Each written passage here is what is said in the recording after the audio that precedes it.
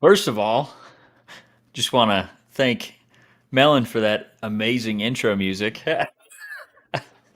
Welcome back to another episode of Square State Sandlot. Kyle Gilmore is joining me, my lovely co-host, and I am Bill Montoya. Great to have you back. I know it's been a while since we've been on. I feel like we've got three episodes worth of page notes here. So, what do you want to jump into first?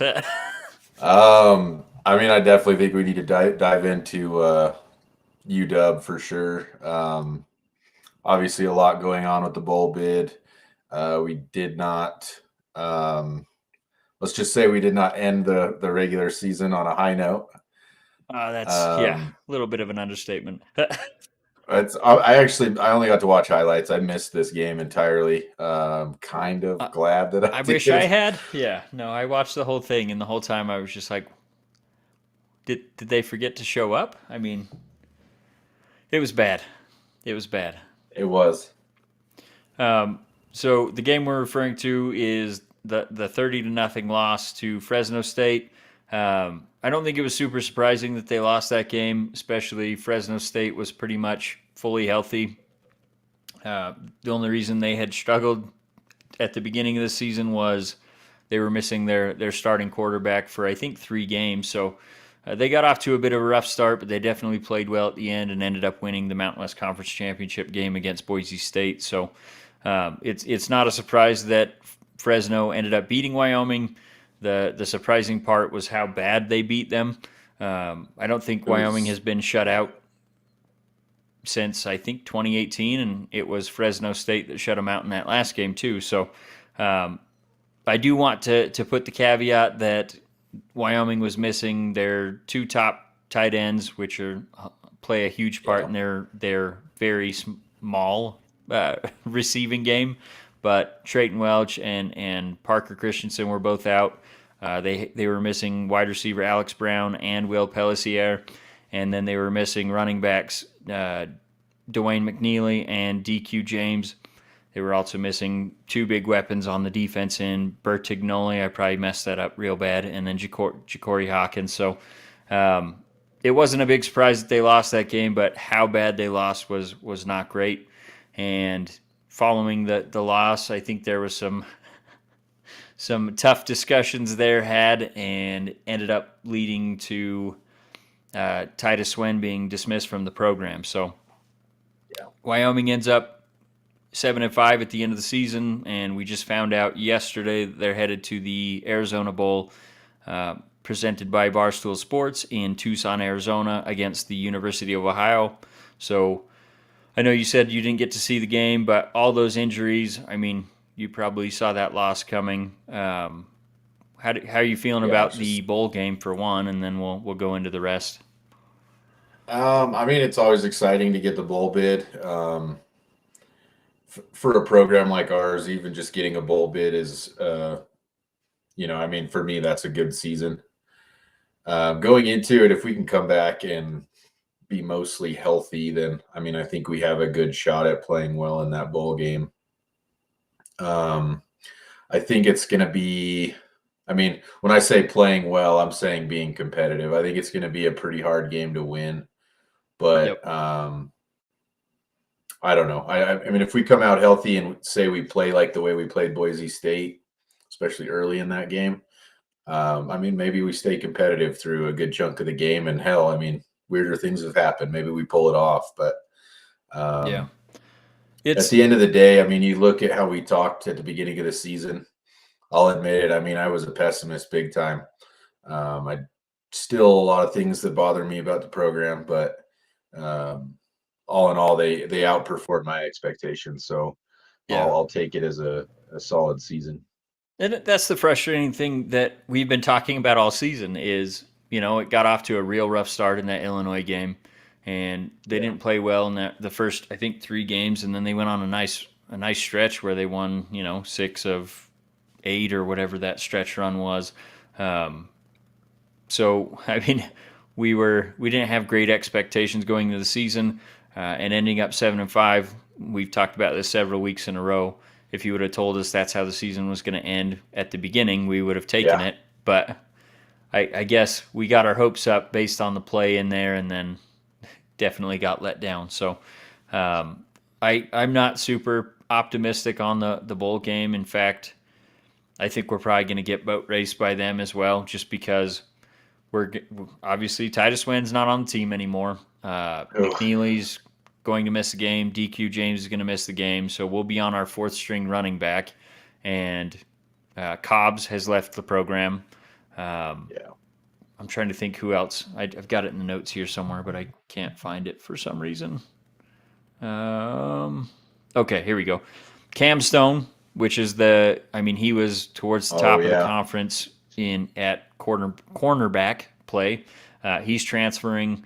Joshua Cobbs, which was, I don't know, he's probably our top 2 wide receiver. I don't know. I mean, at times he looked bad, but he definitely has all the tools to be a top wide receiver in the conference, and he's transferring out. And then Olu Omatosho, I probably brutalized that last name, but he's also leaving, and he was one of our young defensive linemen that really stood out. I think he had 7.5 sacks this season. So he's already got offers from several major programs. So it's going to be a huge loss with just those 3, and then, like I said, the 3 running backs that are no longer available for this game, and that's all we can It's do is gonna run the hurt. football. So I don't have high hopes going into this game. I would love to make it down to Tucson just because it's warm down there, and the beers flow loosely down there, and get to see the team since we haven't gotten to make it out to a game yet this season.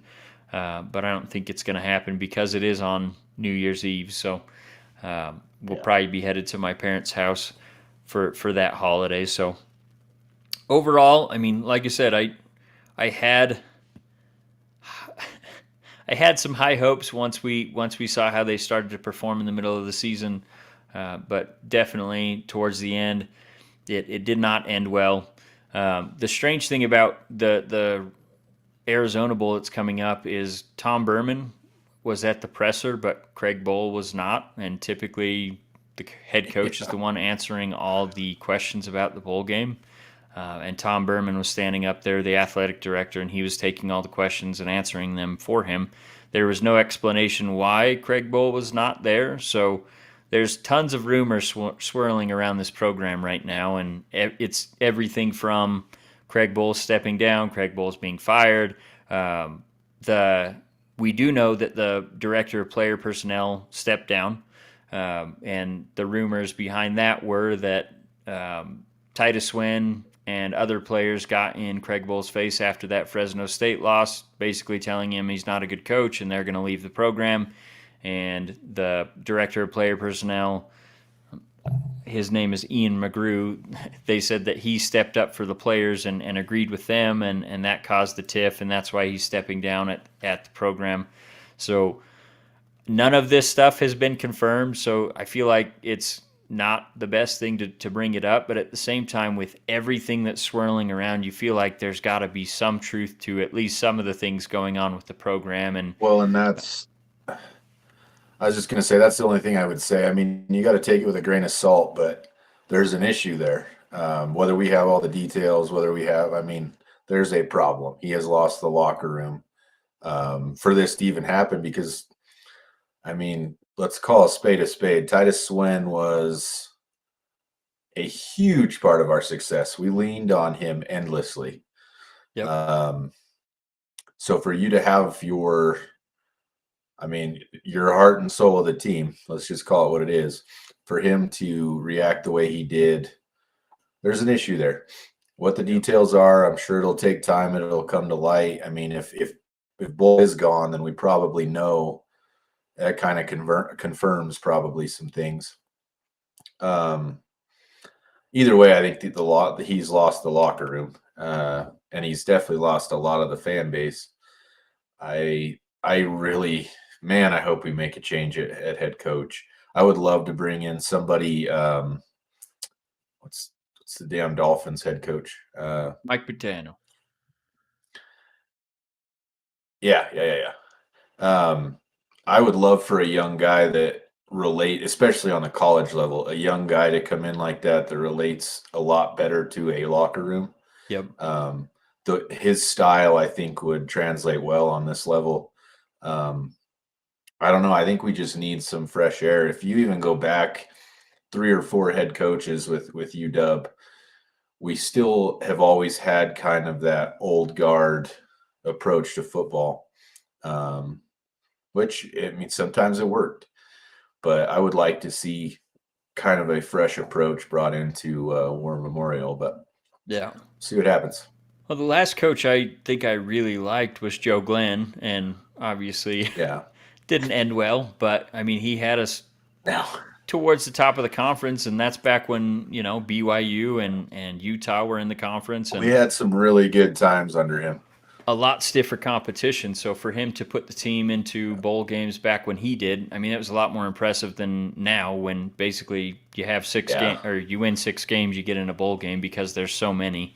And yeah, like I said, there's not as much competition in the Mountain West anymore now that those top heavy teams, TCU, Utah, BYU, have all left the conference. So I don't know. I think it's past due for a time to change. But the thing that scares me about it is obviously you're seeing other programs make big splash moves and all that.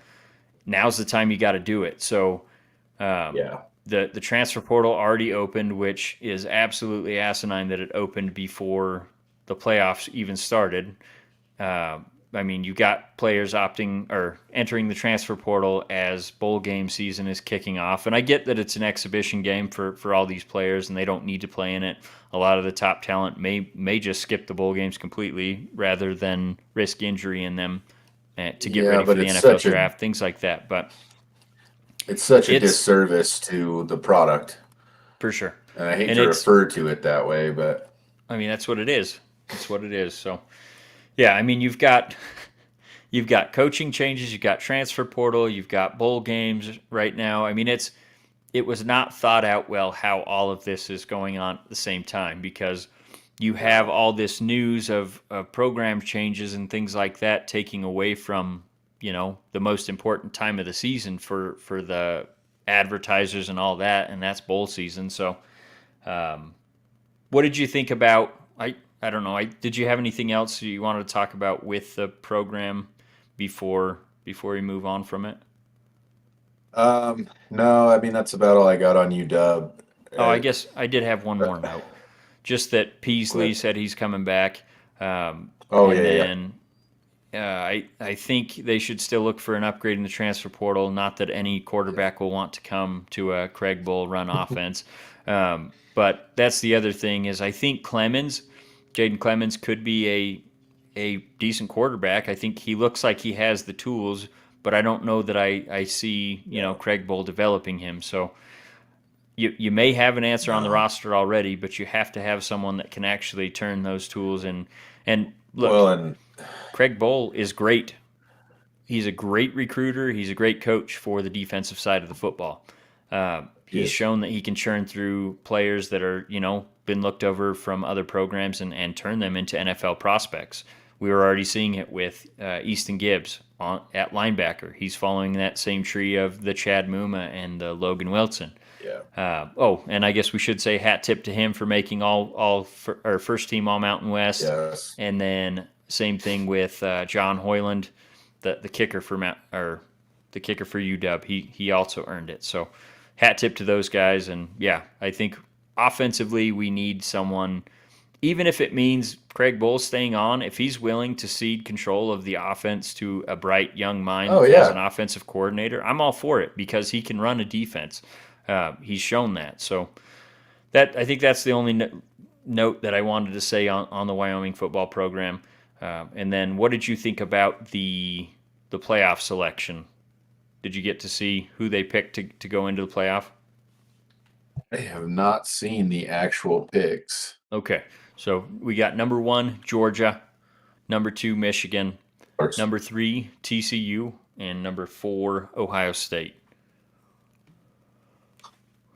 TCU did end up losing in their conference championship game, so I was shocked that they didn't bump them and try to stick Alabama in because, they got to get Alabama in every single season. And they even had Nick Saban on the broadcast during, I can't remember what game it was. I think it was the Michigan Purdue game, they had him on during halftime to make his pitch why Alabama should get into the playoffs, which I think was absolutely asinine having him on in the Yeah, middle of a play or in the middle of a championship game. But it's kind of disrespectful to everybody else. I oh, would for say that sure. would be my only big surprise there. And Ohio State too kind of surprises me. Um, but I don't know. I like that TCU still got in. I think they had a pretty special season. I think they will make. I think they'll play well. We'll see what happens, but I'm also extremely biased, and anytime Bama doesn't get what Bama wants, I'm okay with it. Yep. Well, I like the matchups. I mean, we'll see right away So if do I. Ohio State belongs because they're going to have to go up against Georgia, and then we don't have to see Yeah. the rematch of Michigan and Ohio State right off the bat. So we could have that rematch, but it would have to be in the playoffs or in the championship game. I did want to Georgia is quickly unreal, mention man. my dad. He just commented and said Bull needs to go if they want to keep the star players of the team. He's a POS, and I couldn't agree more. I Here, think here. they're I mean Tom Berman even said we're learning to deal with the transfer portal. It's here to stay. So it's going to be a new Yeah. normal for us churning through the roster. But I think every offseason, if you're dealing with all your offensive players leaving the program and the only ones that want to stay on is the defense, you're going to have a tough time competing in this day and age in football because all the rules are slanted towards the offense. So if all you can do is defend the football, I mean, that's great. But if you can't score, just look at the Broncos. How's that working for them? Not well. Spoiler alert. Shots fired. Um, okay, so Uh, you've got some notes about your Pitt Panthers. What do you got? I mean, they earned another bid. They put together another really good season. I think they ended up 8-5. Some crazy injuries. I mean, down to fourth string quarterback at one point during the season. It just dealt with a lot. I mean, Addison hitting the transfer portal in the offseason was a big blow, which, by the way, he went to USC and had a terrible season, FYI.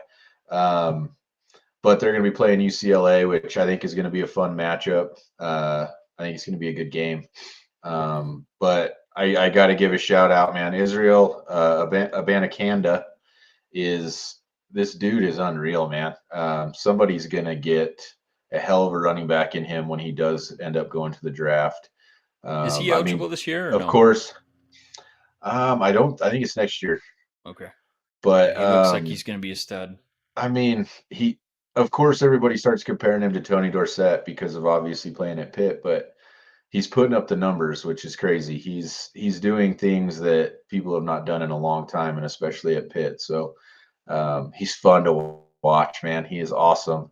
Uh, and then, speaking of the transfer portal, Slovis, it just got announced, I think today or yesterday, that he's going to hit the transfer portal. So, um, I mean, the portal's really going to change things. If a player's not real happy with the season or doesn't feel comfortable in their spot, you're going to see these guys decide to make a move. So Yeah. I don't know. I don't think he was lights out. I mean, I don't think he was a Kenny Pickett. Uh, so I mean, I don't think it's the end of the world, but it's just something to watch. See who we have at QB next year. But at the end of the day, I mean, winning the backyard brawl and then getting to a bowl game and hopefully, obviously winning it. I think it's another super successful season for Pitt. So Yeah. pretty exciting, and I really want to get out there and catch a Pitt game.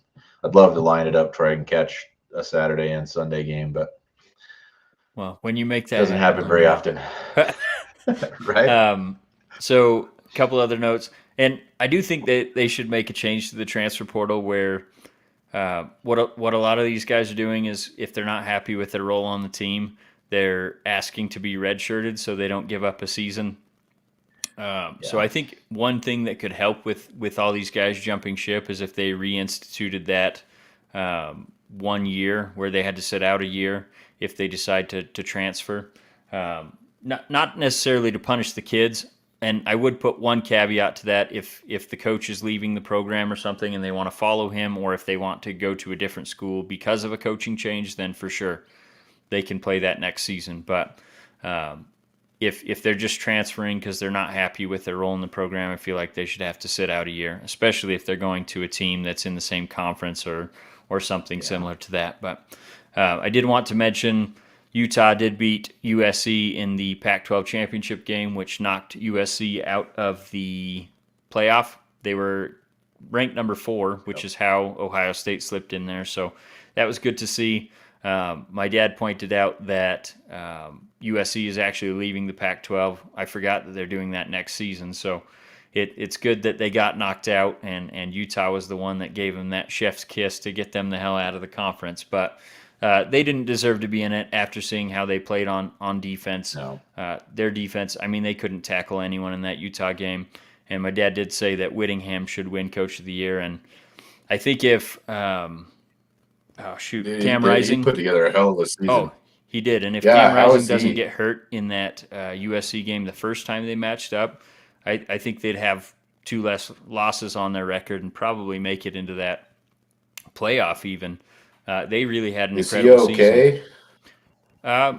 Yeah, he's fine. He took finished a nasty hit in that game. He did. Yeah, I mean, I think he sat out of play. That was brutal. Yeah, knocked his helmet clear off his head. Ugly. he sat out one play and then he came right back in, or maybe they called a timeout, so he didn't even have to sit out a play. But he's a very tough dude, so that's why when they ended up having to sit him for a couple games, I was kind of surprised that he sat out. But I think he had a pretty serious knee injury to miss a couple of those games. So yeah. But with that being said, I think just a couple other news and notes from around college football before we jump to the NFL, and that is Matt Rule ended up going from Carolina to Nebraska, and I actually called this, I think, 3-4 weeks ago. I can't remember. It was when Logue was on with me, and you were on night shift. But Logue asked me where he thought where I thought Matt Rule was going to end up, and I told him I think he's going to go to Nebraska. So that was a month in the making, and just wanted to give myself a little pat on the back for that one. And then, way to go, Bill. Deion Sanders, I think, shocked a lot of people. He ended up leaving Jackson State after leading them to back-to-back conference championships, and he is now going to Colorado. So I was never a fan of Deion Sanders. Man. Yeah, it's huge for him and for that program, but like as a player, I was never a fan of Deion Sanders because I don't like the guys that, constantly run their mouth. But as a coach of programs, I mean, everything he touches turns to gold, and it seems like he genuinely cares about his guys. And I loved his introductory speech to Colorado. I don't know if you got to see it. Oh, dude, a doozy. Yeah, he's awesome, man. I love him as a coach. He is a how do I want to put this? I mean, he is so good at inspiring young men. Like the dude gets people so fired up. I don't know. I'm with you. I wasn't a huge fan of the antics as a player. I mean, we grew up with him, kind of being a huge deal. I love him as a coach. I think it's going to be huge for Colorado. Yeah. I mean, they've been an absolute joke in the Pac-12 since they've joined it, essentially. And I mean, the program. The last time I remember Colorado, I was just going to say the last time I remember Colorado even being relevant or exciting was, God, I don't want to say it was like, I wanted to say I was still in school. Yeah, I remember. I mean, I lived in Nebraska in the 90s and early 2000s. And that was a huge rivalry game that was always competitive. Those were some big games. That was back when Nebraska was in their heyday, and that's the last time I think Colorado's been good. I mean, they left the Mountain West Conference, and I think they were just kind of an add-on with Utah going to the Pac-12, and they've been awful. I mean, I think they were literally one of the worst teams in college football this season. So I think he's going to give them an instant boost. I mean, he's already pulling in top talent at offensive coordinator. I can't remember who he signed, but someone from Kent State, the head coach, I believe. And he's going to bring a lot of the players that he recruited to Jackson State with him. A lot of those guys were highly touted recruits, and there's already been reported 200 plus 200 plus players interested in possibly transferring to Colorado to join him. So that's what I mean, man. It's huge. it's going to be an interesting shift in college recruiting, especially in the mountain region. I mean, I think Utah, for the most part, has pretty much Utah and BYU has dominated that area For in sure. getting all the recruits. So it's going to be interesting to see. I think it's going to hurt Wyoming a lot too, because Wyoming's been recruiting a ton of Colorado players to their team. So, anything else college football wise before we move on to the NFL? I don't think so. Okay. Just I'm really excited. I was talking off air with Bill. Speaking of Utah, they did kind of a mock, what if playoff scenario had the new playoff system been implemented, and Utah, according to this one lineup, actually would have been playing Alabama, and we were just kind of talking. That's why I'm excited about that, the expanded playoffs, because I mean, it's like Nick Saban going on there and talking. That playoff then provides this put up or shut up situation. You don't get that. Well, it's because it's Bama. They should be there. It opens up all these extra spots and these extra opportunities for other teams to show who they're made of. And we also talked about, Utah's season. Whenever we can get that scheduled up. And then I should have said at the top of the program, we are looking to do a couple of the community spotlight bonus episodes where we're planning on having a couple of our friends on that are doing exciting things in the Sweetwater County and beyond. So we'll get those scheduled Absolutely. up, barring Kyle's schedule, essentially. So we'll get them in there when we can. Yeah. New baby and all that fun stuff and getting back to work. Oh, yeah. It's a little difficult, but all right. So moving on to the NFL, got a couple, I don't know. Do you want to just go into your Steelers first and then we can do the news and notes at the end? Sure. I can make mine pretty quick. I mean, it's kind of been, this is what I wanted to see out of the Steelers, obviously, was some form of an improvement. I had already said I hit that point where I didn't really care how the season turned out. I wanted to see progression. And we played Indy last week on Monday night, and then we played the Falcons this week. And this is what I was talking about. I have always felt like Pickett had something. You could see it. He's never flustered. I never feel like the moment's too big for him. I'm really excited, and as these last few games have come along, and I'm more than aware that it's Indianapolis and Atlanta. I know they're not top tier teams, but he is progressing on the way that he's playing, and he's not making the same mistakes more than once, and that's something that's super important for a young quarterback. So I'm riding the Pickett train. I'm super pumped. That Indy game, he was starting to get George Pickens involved, which I think is going to be the future of this team. If Kenny Pickens, Freiermuth, and Najee can all get going, this offense is going to be pretty deadly. Everybody else can just get filled in, but I don't know. It's good to see. I mean, we're finally putting up some points, so I will take it. So as far as the Indy game, I was pretty happy with that. Obviously, seeing the George Pickens thing going, but the Falcons game is where I got really excited. Najee was running good. Freiermuth had a huge catch and just monstered his way down the field. Huge play. I absolutely love that guy. Anybody who's watched this or listened to me talk knows how big of a fanboy. I mean, I was higher on him than I was on Najee Harris in that draft. I was so pumped to pick him up, and there's a reason everybody's compared him to Heath Miller. I mean, as far as the city and things. I think he's going to be an asset for the next 10 plus years. I absolutely love him. And then lastly, I got to throw this out there. I thought it was pretty special, but Baby Hayward, as we like to call him, Cam Hayward's little brother, our third string tight end, got to catch his first ever touchdown against Atlanta, which is pretty special because that's where their Cam and Connor's dad, Craig Ironhead Hayward, played. So that was pretty special. And then Cam had his post-game interview wearing his dad's jersey. So just kind of a special day for the Haywards. It's just kind of that wholesome, hits you in the feels type stuff. So it was really cool.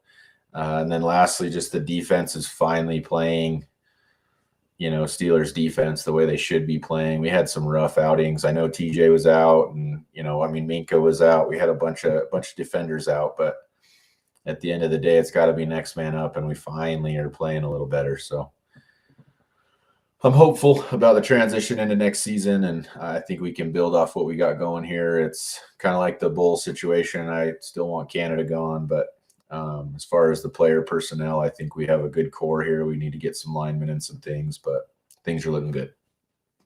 Ben called out a Najee Harris stiff arm. Did you see the one he's talking about? I don't even know why they called it a stiff arm.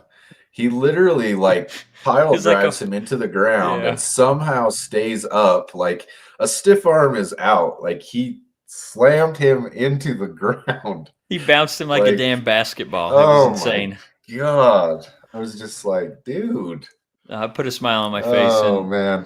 It's crazy to me. I mean, we've talked about this all season, how similar our teams are playing. And it's like every week they're usually the same record at the same time.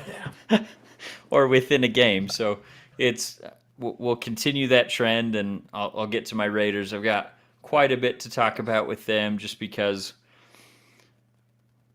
3 weeks ago we were talking about how they're dead, and I still don't think, like I said, I don't want to say that they're not making the playoffs until it's statistically impossible, but it's a very long shot. I think it's still like 7.5% chance of making the playoffs after winning 3 in a row. But they have been showing some good signs. Josh Jacobs had a historic day against Seattle, went for 303 scrimmage yards, had the walk-off 86-yard touchdown in overtime. Basically was untouched on that play. So great blocking by the offensive line to spring him. They had to double Devontae Adams all game, and that was the reason why that safety was he was so worried about Adams that he stayed on that side of the field until it was too late for him to get over and make that play on Jacobs, and by then he was already gone. So it was I got a comment on that play. I always laugh at these plays, and it always seems like they're an overtime play, and I don't know why. But I always, in my head, I want to know what that player's thinking. Like, are they so wide-eyed when they hit that second level and there's no one between them and the ends? Like, I just feel like I would panic and trip. Like, it's not supposed to happen that way. The old turf monster. It was, the whole field was wide open. Well, I don't know. It's just crazy. It's crazy that happens in overtime so often.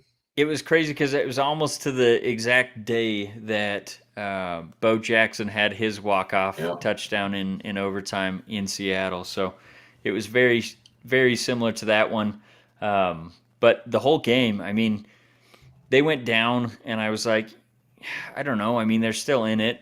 At this point in the season, I've kind of just been resigned to, I'm just going to enjoy the game, watch for growth, look for positives to take out of it, and hopefully we continue to and so the fact that they, Seattle's obviously in the playoff hunt in the NFC, so I wasn't expecting to win the game.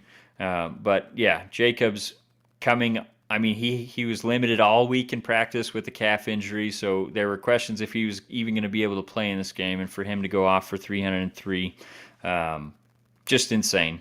And the defense, it's still not good, but they've been playing really great in key situations, especially in the Seattle game. I'll get to the Chargers game here in a little bit. But Chandler Jones has been a lot more consistent in that game. He had a couple pressures and a big fumble recovery. Trevon Merrick, he had a really good rookie season, and then this year he's pulled back quite a bit, and it looked like he was probably having that sophomore slump, but in the last couple games, especially against Seattle and the Chargers, he's been playing really well and played really well in Denver. In fact, he let 2 easy picks, go right through his hands. So he needs to work on his hands a little bit, get on that jugs machine, and we'll be talking a little more positive about him going into the offseason, talking about that junior season. And then Max Crosby, my God. This guy is absolutely taking over games. I think How, I know no one's going to talk about him as Defensive Player of the Year because who he's playing for and their record right now. But if they continue to stack these games together and at least get into the possible playoff push, I don't think there's any reason why he shouldn't be Defensive Player of the Year. I mean, he leads the league in tackles for loss, total tackles as a defensive lineman. He was fourth in sacks with 10.5. This was after the Seahawks game, yeah. and then one off the lead in non-sacks for tackle for loss / run stuff. So he's playing fantastically, top 5 on both sides, both pass rush and run stop, and that run stop is And you including can't defensive not. tackles. So Yeah. I mean, I don't know how You you. can't not be in his corner too. I mean, Yeah, I'll I mean, never stop talking about his story. Like oh, he's he's literally yeah. such a cool redemption story. I mean, his life was circling the drain. I mean, I know we've talked about it before, but um, I just love seeing someone like that see the success that he is now. For sure. Uh, and he's that guy too. Smile on his face. He's having a good time. I mean, team first. Like you can't not love Max Crosby. Like he just is unreal. Well, and since he became clean, I mean, he's literally that guy that is the first person there. He's the last person to leave. You Yep. see his effort on every single play. The guy never comes off the field, and he's No. always in the backfield, whether or chasing down a running back that got past the defensive line. I mean, the guy is relentless Yeah, a in every lot. sense of the word, and it's great to see. And now he's a father, so I'm sure he has even more It's awesome. to be more of a role model for. I mean, he's just an impressive guy. And now we'll move on to the Chargers game. They got off to a rough start. I mean, they gave up a 10-0 lead, and Derek Carr looked like he was probably going to start to regress to that happy foot guy. I mean, the offensive line was holding up. I mean, they didn't allow a pressure or a sack all game, I think. So I don't know why he was, so finicky at the beginning of the game, but he had that pick six that put the Chargers up 6-0, and quite honestly, it should have been negated by a defensive pass interference, and they threw the flag, but then they somehow waved it off, Yeah. even though the defensive back, I think it was Adderley, if I remember right, literally had his hand on the back of Mac Holland's head, pushing it into the turf Yeah. before he had touched the ball. So I don't know how that got picked up. But anyway, defense played very well. Brandon Staley made another questionable fourth down call. They had it on I think it was the Raiders 20 after a fumble by Josh Jacobs. And rather than taking the 3 points guaranteed, he opted to go for it on 4th and 2. Chandler Jones made a huge stop tackling Justin Herbert right before the line to gain. So that ended up costing the Raiders 0 points on that Josh Jacobs fumble. And speaking of Chandler Jones, guy had 3 sacks in the first Big half, game. as well as that fourth down stop, and then he had quite a few more pressures. Just missed another sack as well that ended up Isaiah Palamo, I think is how you say his name. He's a safety we've had on the practice squad all season. He got called up when they let go of Jonathan Abram. He ended up getting the sack that Chandler Jones just missed on. So huge game by Chandler Jones. We've been talking about it all season. Where is he? Why is he not getting any plays in? And he finally breaks through. Obviously, it's against a pretty suspect Chargers offensive line that's pretty banged up at this point in the season. But I mean, you look for Still building on awesome. this. I mean, he's been getting pressures 3 weeks in a row. It's just now he's getting home. So if we can count on them not being able to double Max Crosby every time because they now have to worry about Chandler Jones, and then you're talking about Bilal Nichols up the middle. He's starting to get a ton of pressure. Jerry Tillery, who they just got off the Chargers, they cut him, I think it was 3 weeks ago. Raiders got him on waiver claims. He's been a huge addition to that interior defensive line in terms of affecting the passers. So I think all that bundled with getting Hobbs back, I mean, that's huge for that defense. And you're starting to Yeah. see the guys understand the plays and where they're supposed to be. Uh, it's not like they're winning these games against bad offenses. I mean, Chargers have been towards the top of the league in offense the last couple seasons, and then you had the Seattle Seahawks. Geno's looked like a damn MVP all season, and he looked pretty good in that He's game been too. playing lights But out, man. but they made plays when they needed to, and they ended up winning that game. So I think obviously it's probably a little bit too late for them to make the playoffs this season, but it's great to see Josh Jacobs having the best season of any running back in the league right now. And then you have Devontae Adams and Derek Carr getting on the same page. And I mean, That's Devontae the big Adams one. has, I think, 1,300 yards, 1,200 yards, something like that through 12 games. That's 100 yards a game. That's better than he was doing with Aaron Rodgers last season. He's got Yeah. 12 touchdowns. I mean, the dude is just an absolute game changer. And then once they get Hunter Renfrow back, and quite honestly, I don't know if we're getting Waller back, so maybe they'll trade him Yeah. in the offseason. I mean, he's literally done nothing for them this season. So, I hate to go down that road because I mean I know the excitement was there for having those three yep, in your receiving core, but I would rather have man, if Jacobs. you could make a move, yeah, if you could make a move with Waller and keep Jacobs and find some kind, I mean maybe offensive line, I don't know. That's the If you crazy could make thing. something work, I was going to get that next is the offensive line. I mean, we've talked about it all they've been season how playing way suspect they've better. been. Let's just say the last 5 weeks, I think their pass blocking has been top 5 in the league, and Yeah, their run very blocking good. has been solid all season. So the job that they've done with that offensive line, turning a bunch of patchwork guys into a I wouldn't say top, but a competent starting offensive line, and maybe It's the make dream. I mean, yeah I was just gonna say every team tries to do this. I mean, I would say you have, I don't know, 5, 6 teams in the league that have solid, really good line, 5 linemen. yep And then every other team is trying to do this, and most of them don't. yeah. So I it's mean, nice seeing it happen. It's very cool. it's just like we were talking about all season. Your offensive line, our offensive line, and it seems like it's actually worked pretty well for both Yeah, teams. they haven't been as bad. So it's been a positive development. Obviously, you got to give a hat tip to the guys on the team, but you got to give a hat tip to Ziegler, the GM, and McDaniels and his offensive line coach, Carmen Brasillo, I think his name is. I mean, we were all laughing at them at the beginning of the season, saying, "How are you going to do anything with this offensive line?" But it's turned out well, and as of right now, I mean, they were rotating guys in and out. Right now, it seems like they have a solid starting five. I mean, Colton Miller, he literally shut down Mac the entire game. Mac didn't have Yeah. a single pressure that entire game. So very impressive from him. And I think that's all I had with the Raiders. So let's move on to your division, and that is the Cleveland Browns. We had the return of Deshaun Watson, and Oh man. it's still really hard for me to even stomach him being on a football field, especially this season. Um, he played like I'll tell you ass, what. I'll tell so you what that was makes good it to see. easier. Yeah. Go I ahead. was gonna Go say, ahead. I'll tell you what makes it a lot easier to stomach seeing him on a field.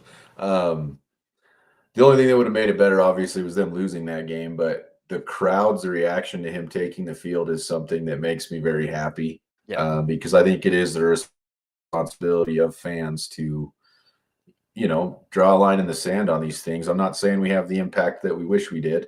Obviously, he's on the field, but um, to see the reaction that he had in that stadium was pretty special. Yeah. To have him not play well when Jacoby's been playing pretty decent for the Browns. Yep. I would like to see this continue the rest of the season, not just because it's the Browns, but I don't want to. I don't want to see Deshaun Watson have a prosperous career moving No. forward. So, had Yeah, their you'd defense like not stepped up huge, um, they would have lost that game. you'd like to see his contract go about as well as Russell Wilson's is going currently. But Perfect. I'll take it. no, it's. I mean, the Texans definitely let him off the hook. Their offense is Yeah. awful. They had the return touchdown on a punt. They had a fumble recovery for a touchdown on the goal line. I don't know. I mean, Kyle Allen tried to sneak it out of his own end zone and fumbled it right to the linebacker. He turned and took it for a touchdown. And then I think there was a pick six in there as well, if I remember right. So the defense scored 3 touchdowns. It was just a poor offensive performance, really. I mean, I have Nick Chubb on my fantasy team, and I wish they would have started Jacoby Brissett because he was doing very well with him. But seriously, yeah, I mean, it was a really, really bad performance by Deshaun Watson, and it kind of gets missed because, I mean, it still looked like a dominant performance by the Browns because they were playing the Texans. what kills me about this is if I was the Browns for one, I mean, they're idiots, but if I was the Browns organization, I would be so mad. Think about the money you just paid this man, and think about what Jacoby Brissett came in and did for you. Yeah. And you could have just had Jacoby Brissett. Well, I mean, to be fair, their ceilings are not even close, but no, I agree. And that's but the thing. Think about what else they could have done with the team. Yeah, they could have, at the very least, they could have just said, Jacoby, this is your year. Do what you can do, and we'll move on to Deshaun at the end of the season. And I think that's what, I mean, the NFL shouldn't have put it in their hands to do that. I feel like he should have been out at least one season, if not more. But with that being their decision, essentially making a quarterback change in Week 13, I don't know if that's the brightest idea. That's rough. That's rough on a team, too. All right, so your Bengals. I didn't mean to say it like that. I got to claim them for division, I guess. Yeah, your division. No, I mean, with the Bengals, they end up being righted the ship. That's for sure. Yeah. Yep. Again, do you think they take the division? I think so. I really do. I think Baltimore's faltering, which is kind of what they've been doing. I don't think they're that great of a team anymore. I hope Lamar Cleveland circles the drain. Yeah, that doesn't help. But I mean, they're getting. Oh my God, Jamar Chase back, or I guess they got Jamar Chase back. So I mean, that's a huge bonus to this team, and they were playing pretty well without him. I mean, I hate to see them do well, but I would, as much as I hate to say this, is I would rather see them there than the Chiefs. I'm very much over the Chiefs show. Just the things they're able to do, I just feel like it just doesn't make any sense to me. So I don't know. I think Burrow, he bothers me on a lot of levels, but what he's been able to do there has been pretty impressive. And that team has been built pretty well. It's not your typical superstar approach to everything. Yes, I realize players have come in and transitioned into the so-called superstar roles, but they developed that team very organically, and it's obviously worked. So I'm honestly, I think they might be the team to beat in the AFC right now. That's what I was going to ask The Bills are kind of letting me down a little bit. I know they've had a lot of injuries and some issues, and they're just not as dominant as I thought they would be up to this point in the season. They're back. And the Chiefs, I know, but still, they're finally, at this point in the season, they're finally putting their completed product on the field. But it's neither here nor there. I don't know. I do think Cincinnati is probably the team to beat right now. Whether they end up, first seed or any of that kind of stuff is not what I'm saying. But right now, they're who I wouldn't want to run into in the playoffs. For sure. I think they're probably the hottest team in the AFC right now. I think they've won 8 of their last 10 after starting 0-2. So, and 3-0 against the Chiefs all time for Joseph Burrow. So pretty good there. Yeah, that's a big deal. And it's not like that's against some cheapies. Those are all Patrick Mahomes, Andy Reid led Chiefs. So yeah, and one of those was a pretty important playoff game last year. Yes, it was. So I think the only other thing I was going to ask you about your division was Baltimore, but I think we kind of covered them. They're not defense isn't what it used to be. Yeah, They they're did not lose. the team they once were. They did lose Patrick Queen at least for that last game. I didn't see what his official injury designation was, if they've announced anything yet. But losing him would I be didn't see it huge. either, but Lamar's week he's to the heart and week. soul of that defense. Yeah, and then they have Tyler Huntley, and then they signed Brett Hundley. So they've got the law office of Huntley and Hundley on the team there. That's going to be confusing. So It's like Pickett and Pickens, whatever. that's the thing that makes me angry about this whole thing is you guys are going to end up with probably 2 getting in because I would guess Cleveland's too far out even if Deshaun Watson plays well. I don't think you guys are going to go on a huge run. I mean, you are Unless playing better. we go on a wild tear, I mean, we'd have to really ramp it up week to week to week and keep it. I mean, I'd love to see it happen, but I'm guessing Baltimore and Cincinnati will come out of your division. Obviously, we could see. I mean, Huntley didn't do. He played well last year, but they lost games when he was starting. So maybe they slide out of the playoff picture. I don't know, but it's going to be interesting to see how that division turns out. I think you guys are going to end up right around where I predicted you at 8 and 9 or something like that. I think Cleveland's going to have a tough time winning any more games. So it's going to be interesting. But Baker Mayfield, no, let's go to JimmyG first because then that'll play into Baker Mayfield. But JimmyG, they said he's out for season, although they thought his Linz Frank bone in his ankle was broken, and it sounds like it may not be, so they're still waiting word on that. But it sounds like he's probably out for season either way. Do you think the 49ers can do without him? They have a great offense in terms of the rushing game, what they can do with Christian McCaffrey out of the backfield. They've got Deebo Samuel. They can do all kinds of things with him. So, I mean, I think they can be successful. I mean, they have a lot of weapons, and they have that defense. The defense is probably the number one asset that they have. But it's just like full circle. This JimmyG, kind of drama that came into the season, and then how it all played out, and now we're going back. I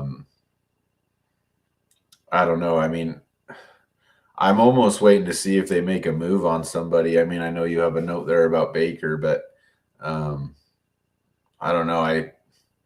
I guess it's possible. I just think they definitely had something going with JimmyG. I don't know what to think about the NFC, honestly. There's so many teams that just the fell NFL. apart this season. Well, NFL. Fair enough, really. Yeah, but I mean, the NFC's loaded with them, like the Rams. I don't understand what's happening over there. So the NFC South. Whew, the whole thing. We're not even going there. Yeah. I don't know. I mean, I think their defense is good enough that they still could be, top 4 team in NFC. I don't know.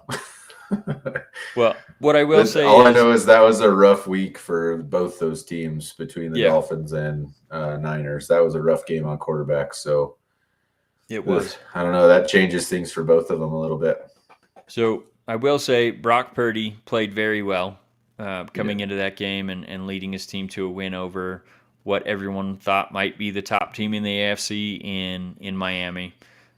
Defense played lights out. Tua did not look great. Looked like he was off pretty much all game. So I don't know if that's – I mean, I don't want to say the defense had everything to do with that because there were plenty of guys open that he just missed. Didn't look like – well, he didn't look like the Tua of this year. He looked like the Tua of the last couple of years. But Brock Purdy did look good in his limited playing time there in mop-up duty. I think he could – potentially be an answer, but Baker Mayfield just got released by the Panthers after being demoted to backup.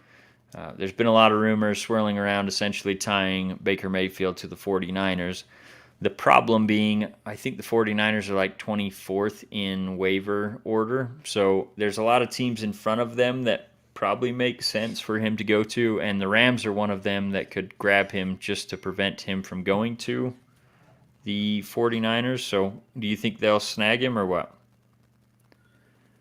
Oh, man, I don't know.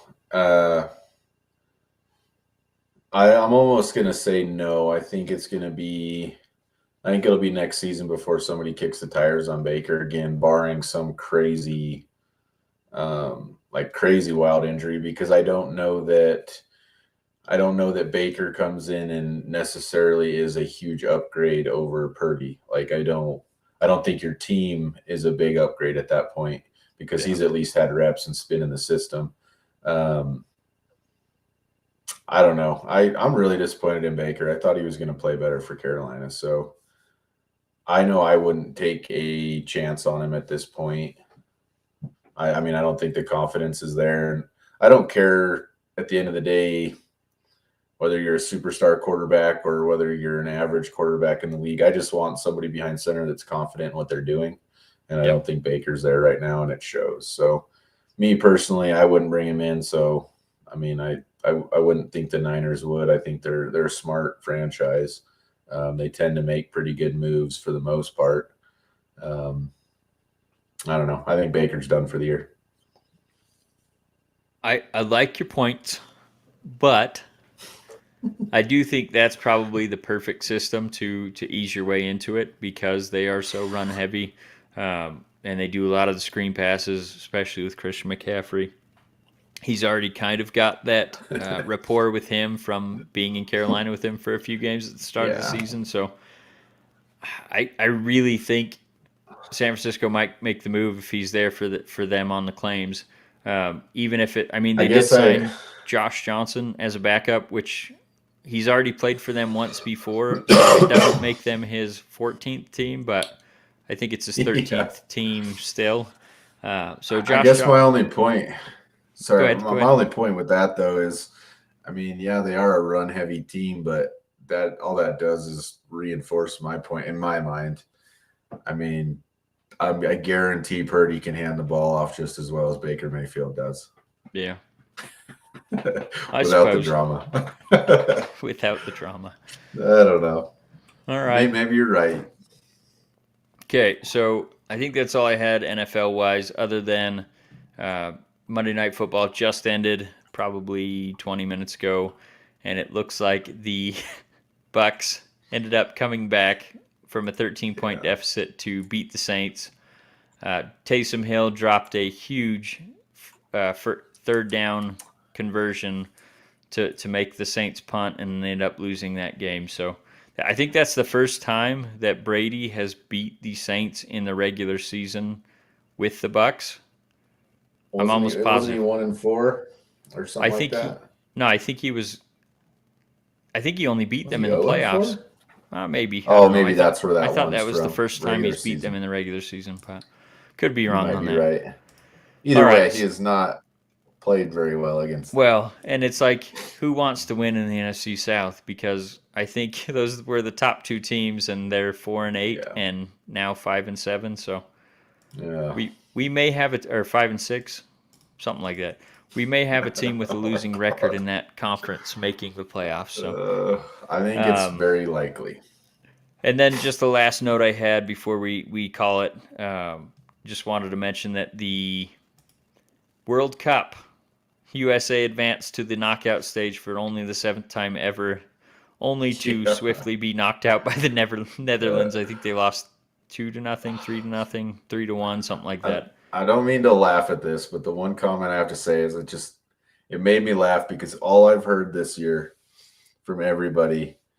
I mean, we all know that there was a lot of drama between the men's and women's team and who was good, who was not for a long time. Um, but I loved it because I kept hearing from everybody, well, the men's team is finally good. Yep.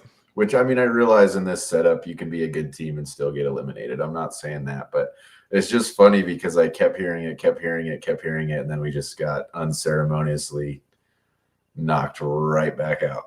Yep. Yeah, everyone was getting pretty But fired that's all up right. after we went to a draw with England, and then Well, and I didn't just show up for not the knockout impressed. stage. But Well, and it's just like you could tell how much we care about soccer in the fact that it was like, okay, World Cup's over as soon as as soon as we got eliminated, and it was like on to the next oh thing yeah, immediately. So no one cried, no one really cared. I'm sure their families care and whatnot, but yeah. it's just not it's not an entertaining game to watch. Yeah. So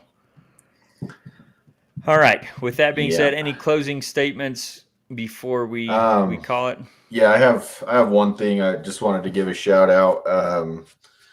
So probably my favorite active Pittsburgh Penguin player, um, uh, just in my, especially as in my adult life, is Chris Letang. Tanger is our defenseman. He's the heart and soul of the defense on that team. But unfortunately, he has just recently had another stroke. He had one a few years ago, and he's my age. So it's pretty terrible. You hate to see it happen. He's in good spirits, and this one he saw coming. He knew his body and was able to get help and have it handled. It's not life threatening, but at the end of the day, I wish him the best. I absolutely have loved watching him for the last 17 years. But if it means him never lacing up another skate, I want the man healthy, and he's a family man, whole 9 yards. But it's eye-opening to see somebody my age that's onto his second stroke, and it's pretty wild, man. And he's a professional athlete, tip-top health. He does have a heart condition, a hole in the side of his heart, but pretty crazy, man. I'm just happy he's okay and he's doing good. He's back to non-contact skating and things and stuff like that already. He's already working out, but not that you're listening, Tanger, but get healthy, man. And I absolutely love the guy. It's pretty scary stuff. Beautifully said. And then we'll get to. There's a lot going on in baseball right now with the winter meetings and all that. So when we have more news to share on that, I mean, there's quite a few free agent signings, but I don't really want to go into it just yet. So hopefully on the next episode we'll have some more news Definitely. to break down on the free agent signings and all that, including the signing of Aaron Judge to your Oakland A's. Oh man! And with that, we'll call it an episode. So thank you guys. We that probably ought ended to up be done. Well, thank you guys for joining it and commenting along, laughing along with us. We hope you join on the next one. Like we said, we'll have community spotlights coming up. We'll have the Eric Pauly end of season episode to follow up with, and much more coming along. So thank you guys for tuning in. Some of these comments, and just thank you everybody. But some of these comments I'm just loving. I wished everyone could see them. Yes. All right. We'll catch you guys next time.